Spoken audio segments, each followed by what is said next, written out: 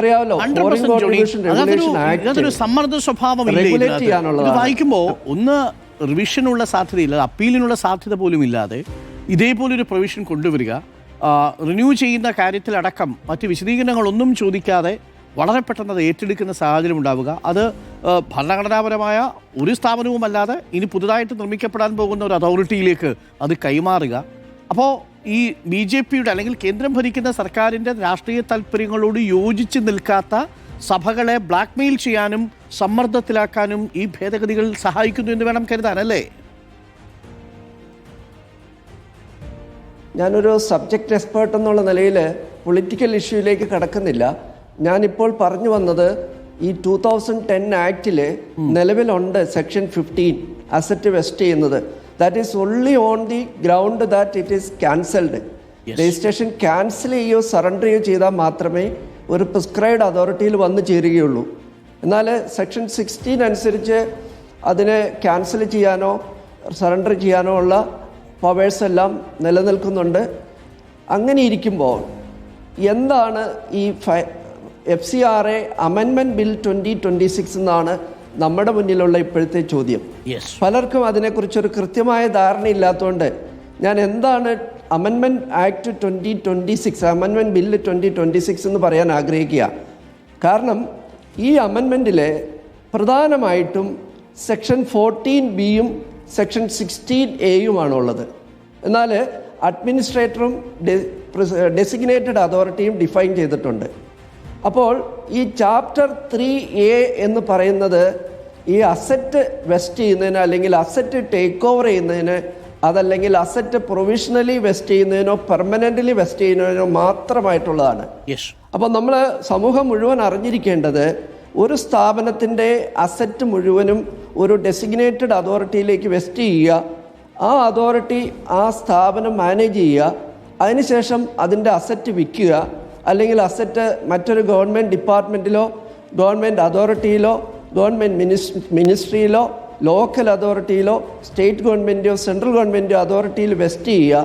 അങ്ങനെ ആ സ്ഥാപനം നിർത്തിപ്പോകുന്നത് ഇന്ന് സമൂഹത്തിലുള്ള ഈ ചാരിറ്റബിൾ ഇൻസ്റ്റിറ്റ്യൂഷൻ, ഉദാഹരണത്തിന് സ്കൂളുകൾ, കോളേജുകൾ, ആശുപത്രികൾ, അതുപോലെ ഡിഫറൻ്റ്ലി ഏബിൾഡ് ചിൽഡ്രനെ നോക്കുന്ന സ്ഥാപനങ്ങൾ, മറ്റാരും നോക്കാത്ത പ്രായമായ വൃദ്ധരായ ആളുകളെ നോക്കുന്ന സഹോദരിമാരുടെ ഒരുപാട് സ്ഥാപനങ്ങൾ, സ്വന്തം മക്കൾ പോലും നോക്കാത്ത മാതാപിതാക്കളെ ശുശ്രൂഷിക്കുന്ന സ്ഥാപനങ്ങൾ, ഇതെല്ലാം അതുപോലെ തന്നെ ആദിവാസികൾ, മുക്കുവന്മാർ, അങ്ങനെ പാവപ്പെട്ട ആളുകൾക്ക് ഗുണം ചെയ്യുന്ന ഒരുപാട് സ്ഥാപനങ്ങൾ വിദേശത്ത് നിന്നും ഫണ്ട് സ്വരൂപിച്ച് ഇന്ത്യയിൽ നടത്തിക്കൊണ്ടുപോകുന്നു.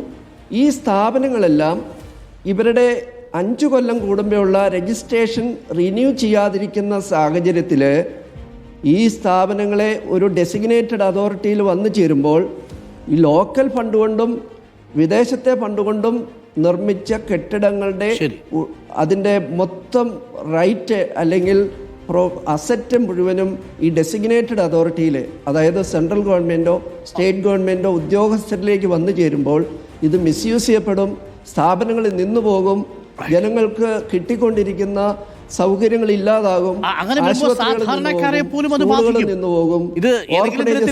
സഭയ്ക്ക് മാത്രമല്ല, അങ്ങനെ വരുമ്പോൾ അതിന്റെ സേവനങ്ങൾ നിലയ്ക്കുക വഴി സാധാരണക്കാരനെയും ബാധിക്കും, അല്ലേ? മിസ്റ്റർ അരുൺ, ഇന്ത്യയിലെ ജാതി മതഭേദമന്യേ ക്രിസ്ത്യൻ, മുസ്ലിം, അതുപോലെ തന്നെ ഹിന്ദു സമുദായങ്ങളുടെ നേതൃത്വത്തിലാണ് അധികവും ചാരിറ്റബിൾ ആൻഡ് റിലീജിയസ് ഇൻസ്റ്റിറ്റ്യൂഷൻസ് ഇന്ത്യയിൽ പ്രവർത്തിക്കുന്നത്. അല്ലാതെ വ്യക്തികളും മറ്റ് കമ്പനികളും നടത്തുന്നുണ്ട്. പക്ഷേ അവരെല്ലാം വിദേശത്ത് നിന്ന് സഹായം തേടുന്നവരധികവും ഈ മതസ്ഥാപനങ്ങളാണ്. അവർക്ക് റിലീജിയസ് ഇൻസ്റ്റിറ്റ്യൂഷൻസ് നടത്താനുള്ള അവകാശമുണ്ട്. അതിന് ഫോറിൻ കോൺട്രിബ്യൂഷൻ സ്വീകരിക്കാം. ആശുപത്രികൾക്ക്, സ്കൂളുകൾക്ക്, മറ്റ് സ്ഥാപനങ്ങൾക്കെല്ലാം സോഷ്യൽ, എക്കണോമിക് ആൻഡ് റിലീജിയസ് ആക്ടിവിറ്റീസിന്, എഡ്യൂക്കേഷണൽ ആക്ടിവിറ്റീസിനെല്ലാം ഈ സഹായം സ്വീകരിക്കാം.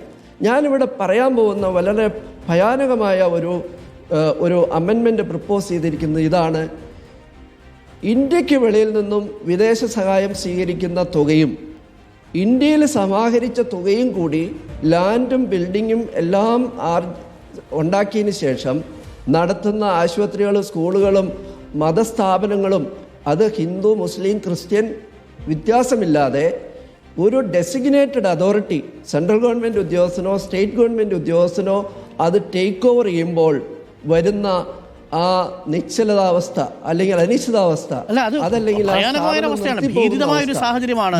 നാളെ മുതൽ ഈ സഭയുടെ സ്ഥാപനങ്ങളെല്ലാം ഈ വഖഫിന്റെ കാര്യത്തിലൊക്കെ നമ്മൾ പണ്ട് പറഞ്ഞതുപോലെ ഒരു സുപ്രഭാതത്തിൽ ഇതെല്ലാം മറ്റൊരു ഡെസിഗ്നേറ്റ് അതോറിറ്റിയുടെ ചുമലിലേക്ക് വരികയാണ്. ഞാൻ ഒരു കാര്യം കൂടി ഇത് ചോദിച്ചോട്ടെ, നമുക്ക് സമയത്തിന്റെ പരിമിതി ഉള്ളത് കൊണ്ടാണ് ജോണി. ഈ സാധാരണക്കാരായിട്ടുള്ള ആളുകൾ FCRA ഫണ്ട് ഉപയോഗിക്കുന്നില്ലല്ലോ എന്ന തരത്തിലുള്ള ആക്ഷേപമൊക്കെയാണ് ഇതുമായി ബന്ധപ്പെട്ടവർ ഉന്നയിക്കുന്നത്. ഇത് ചില ആളുകൾ മാത്രം അതിനകത്ത് പരിഭ്രാന്തിപ്പെട്ടാൽ മതി എന്നൊക്കെയാണ് ഉത്തരവാദിത്തപ്പെട്ടവർ പറയുന്നത്. സാധാരണക്കാരുടെ കാര്യത്തിൽ FCRA എങ്ങനെയാണ് ബാധിക്കുക? ഞാൻ 37 കൊല്ലമായിട്ട് ഈ ചാർട്ടേഡ് അക്കൗണ്ടൻ്റായി പ്രാക്ടീസ് ചെയ്യുന്നതാണ്. FCRA കുറിച്ച് നല്ല ബോധ്യമുണ്ട്. ഞങ്ങൾ കണക്കുകൾ ഓഡിറ്റ് ചെയ്യുന്നവരാണ്. ശരിക്കും പറഞ്ഞാൽ വിദേശത്തു നിന്ന് കിട്ടുന്ന പണം കൊണ്ട് land, building, machinery, school bus, ambulance ഇങ്ങനെയുള്ള സാമഗ്രികളാണ് അധികവും ഈ സമുദായങ്ങളും സ്ഥാപനങ്ങളും ക്രിയേറ്റ് ചെയ്യുന്നത്. ആ സ്ഥാപനങ്ങൾ വഴിയാണ് അവർക്ക് മെഡിക്കൽ ട്രീറ്റ്മെൻറ്റ്, എഡ്യൂക്കേഷൻ, അതുപോലെ മറ്റുള്ള സാമ്പത്തിക സഹായങ്ങളെല്ലാം ഇത് ഇൻഡയറക്റ്റ് ആയിട്ടാണ് പബ്ലിക്കിലേക്ക് വന്നു ചേരുന്നത്. അതായത് സാധാരണക്കാരെ ബാധിക്കുന്നത് ഈ സ്ഥാപനങ്ങൾ പൂട്ടപ്പെടുന്ന സാഹചര്യത്തിൽ മറ്റൊരു ഡെസിഗ്നേറ്റ് അതോറിറ്റിയിലേക്ക് പോകുന്ന സാഹചര്യത്തിൽ ഇത് സാധാരണക്കാരെ ബാധിക്കും അല്ലേ? എന്റെ ചോദ്യം, ഈ FCRA ഒരു സാധാരണക്കാരനെ സംബന്ധിച്ച് ആവശ്യമുള്ളതാണ്. ഇപ്പോൾ അയാൾ ഒരു ചാരിറ്റി ഇൻസ്റ്റിറ്റ്യൂഷൻ തുടങ്ങി, ഒരാൾ സ്വന്തമായിട്ടൊരു ചാരിറ്റി ഇൻസ്റ്റിറ്റ്യൂഷൻ തുടങ്ങിയാലും അയാൾക്ക് വിദേശത്ത് പണം സ്വീകരിക്കുന്ന FCRA വേണ്ടേ? വേണം. ആ സ്ഥാപനം വഴി ഉപഭോക്താക്കൾ ബെനിഫിഷ്യറി ആയിട്ട് വരുന്നത് പബ്ലിക്കാണ്. ഞാനൊരു പ്രധാന കാര്യം കൂടെ പറഞ്ഞുകൊള്ളട്ടെ. ഇത് അൺകോൺസ്റ്റിറ്റ്യൂഷനിലാണ്. ആർട്ടിക്കിൾ 300A, മിസ്റ്റർ അരുൺ വളരെ എക്സ്പേർട്ടാണ് കോൺസ്റ്റിറ്റ്യൂഷനിൽ. ആർട്ടിക്കിൾ 300A എന്ന് പറയുന്നത് ഒരു വ്യക്തിയുടെയോ സ്ഥാപനത്തിൻ്റെയോ കമ്പനിയുടെയോ ഒരു property, article 300A capital A, അത് 44th കോൺസ്റ്റിറ്റ്യൂഷണൽ അമെൻമെൻ്റ് ആണ്. 300 ആയിരുന്നു, 300A കൂടെ വന്നു. അതെ. അപ്പോൾ ഞാൻ പറഞ്ഞു വന്നത്, ആർട്ടിക്കിൾ 300A ഒരു പ്രോപ്പർട്ടി ഒരു ഗവൺമെന്റിൽ വെസ്റ്റ് ചെയ്യണമെങ്കിൽ അതിന് കോമ്പൻസേഷൻ കൊടുക്കണം. അതുപോലെ തന്നെ അതിനൊരു പർപ്പസ് വേണം, അല്ലാതെ ഗവൺമെന്റിന് എടുക്കാൻ പറ്റില്ല. രണ്ടാമത്തെ കാര്യം ആർട്ടിക്കിൾ 14 ഓഫ് ദി കോൺസ്റ്റിറ്റ്യൂഷൻ ആണ്, ഫെയർനെസ്. അതായത് ഈ ആർബിട്രേറിനെസ് മീൻസ് നമ്മൾ വിദേശത്ത് നിന്ന് കിട്ടിയ പണവും ഇന്ത്യയിൽ നിന്ന് കിട്ടിയ പണവും ഒരുമിച്ച് ഒരു കെട്ടിടം പണിതിട്ട് ആ രണ്ടും ഏറ്റെടുക്കുന്ന section 16(2) of the proposed act is totally വയലേറ്റീവ്. തിരിച്ചു കൊടുക്കാമെന്ന് പറയുന്നത്